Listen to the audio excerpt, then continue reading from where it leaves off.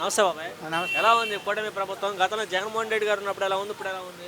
జగన్మోహన్ రెడ్డి గారు ఉన్నప్పుడు బాగుంది, కానీ ఇప్పుడే కొంచెం బాగా మెరుగ్గానే ఉంది. ఆ. ఏం బాగున్నాయి ఇప్పుడు?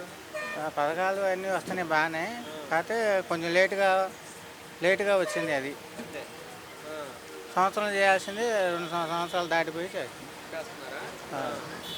మరి ఏంటి అందరు కూడా చాలా మందికి రావట్లేదు అంటున్నారు కానీ నలుగురికి వస్తే 10 మంది రావట్లేదు అంటున్నారు. అది అర్హత కలిగిన వాళ్ళకి వస్తుంది, అర్హత లేని వాళ్ళకి అట్లా.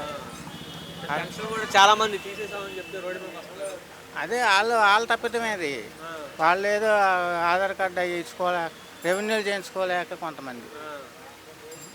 మొన్న ఒక ఆయన పెన్షన్ రాలేదన్నాడు, ఆ. రైల్వే ఉద్యోగస్తుడు. ఓకే. ఆయన తెరదితే ఆయనకి మళ్ళీ రెవెన్యూ చేయించుకొని మీకు ఆధార్ కార్డు అవి తీసుకురమ్మన్నారంట. కిందటి నెల పడలా, ఓకే. రేపు వచ్చే నెల 2 నెలలు కలిపి వేస్తారు. రైతులకు ఎలా ఉందంటారు? రైతులు బాగానే ఉంది. యూరియా దొరకట్లేదు అంటున్నారు కదా. యూరియా పుష్కలంగా ఉంది. యూరియా బాగానే ఇస్తున్నారుగా.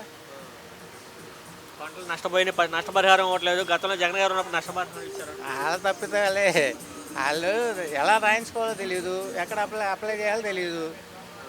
ఏమైనా ఉంటే కావాల్సిన వస్తువులు అంతా అర్హత కల్పించుకుంటే వస్తుంది.